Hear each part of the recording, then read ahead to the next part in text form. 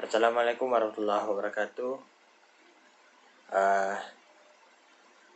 Halo semuanya, selamat datang. Di video kali ini saya akan menjelaskan tentang kurban. Yang saya mulai dari pengertian. Yang pertama adalah pengertian.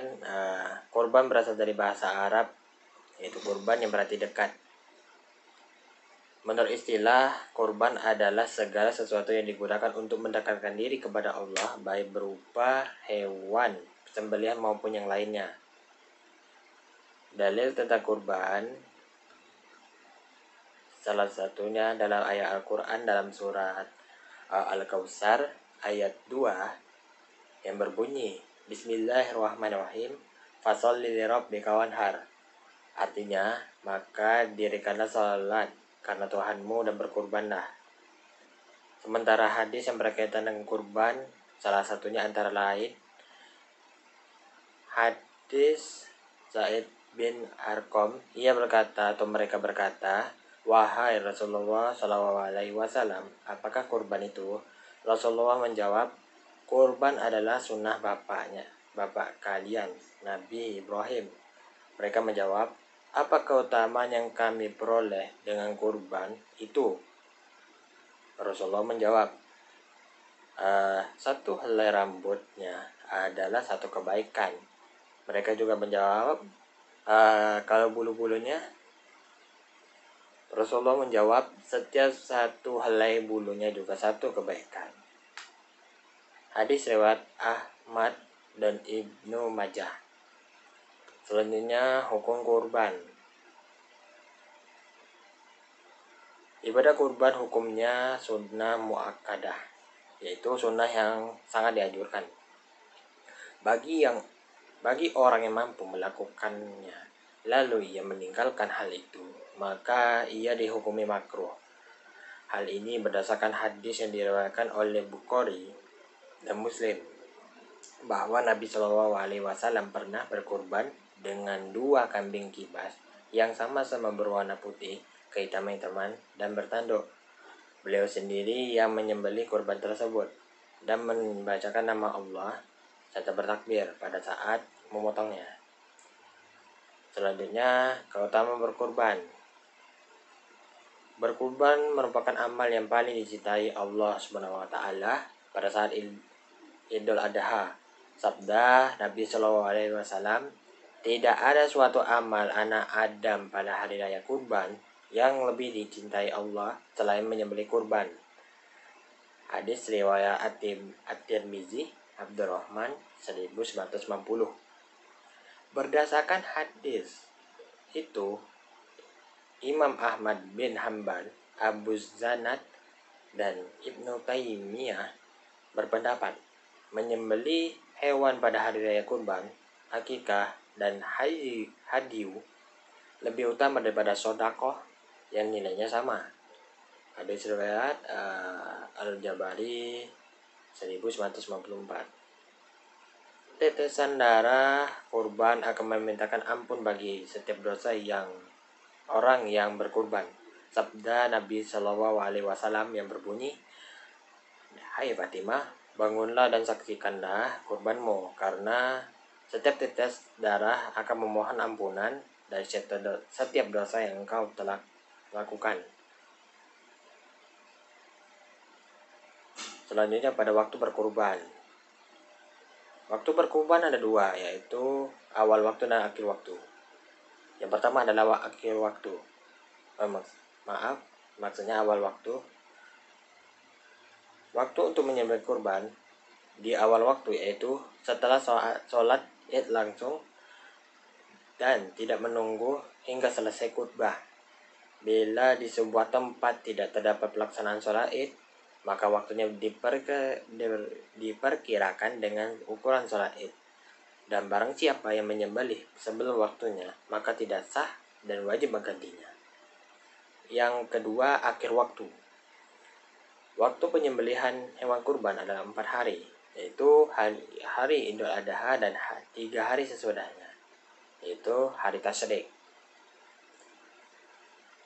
Waktu penyembelihannya berakhir dengan tenggelamnya matahari di hari keempat, yaitu yaitu tanggal 13 Zulhijjah.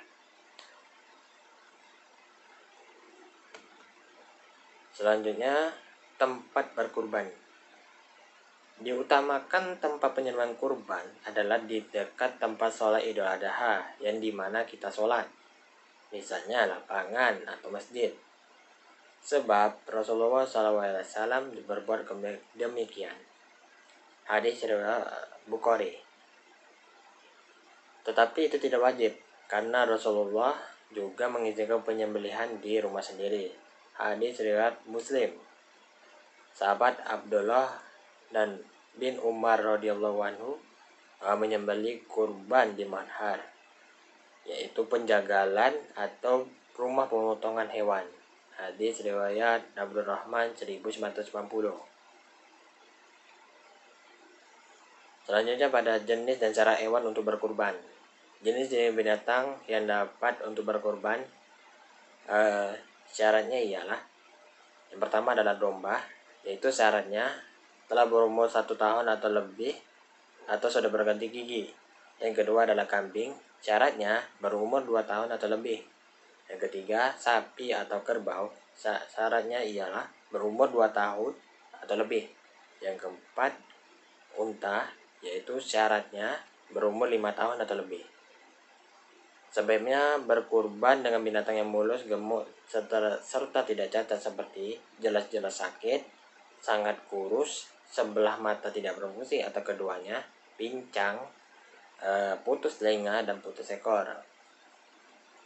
Cara-cara hewan kurban yang dijadikan kurban yaitu hendaklah hewan jantan yang sehat, bagus, bersih, tidak ada cacat seperti buta, pincang, sangat kurus, tidak terpotong telinganya sebelah atau ekor terpotong dan sebagainya. Syarat waktu pelaksanaan kurban yang pertama adalah orang yang berkurban itu agama Islam dan dilaksanakan pada bulan Zulhijjah. Selanjutnya pembagian daging kurban. Disunnahkan bagi orang yang berkurban memakan daging kurbannya, menghadiahkan kepada para kerabat, menyerahkan kepada orang-orang fakir. Rasulullah SAW bersabda, makanlah dan berilah kepada fakir miskin dan simpanlah.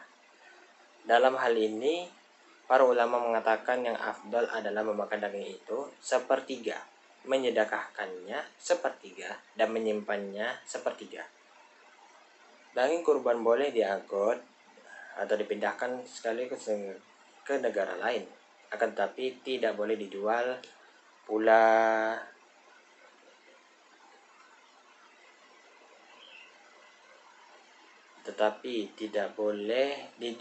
Begitu pula kulitnya, dan tidak boleh memberi kepada tukang potong daging sebagai upah. Tukang potong berhak menerima sebagai imbalan kerja. Orang yang berkurban boleh bersedekah dan mengambil kurbannya untuk dimanfaatkan atau dimakan. Selanjutnya, hikmah dari kurban. Hikmah dari kurban yang pertama, menambah cintanya kepada Allah SWT. Yang kedua, akan menambah keimanan kepada Allah SWT. Yang ketiga, dengan berkurban berarti seseorang telah bersyukur kepada Allah SWT atas segala rahmat dan karunia yang telah dilimpahkan kepada dirinya. Yang keempat, dengan berkurban berarti seseorang telah berbakti kepada orang lain, di mana tolong-menolong, kasih mengasihi, rasa solidaritas dan juga toleransi memang dianjurkan oleh agama Islam. Baiklah, sampai di situ penjelasan tentang kurban pada video kali ini. Mudah-mudahan bermanfaat untuk kita semua, dan mohon maaf jika ada kekurangan kata dan penyampaian. Wabillahi taufiq wal hidayah. Wassalamualaikum warahmatullahi wabarakatuh.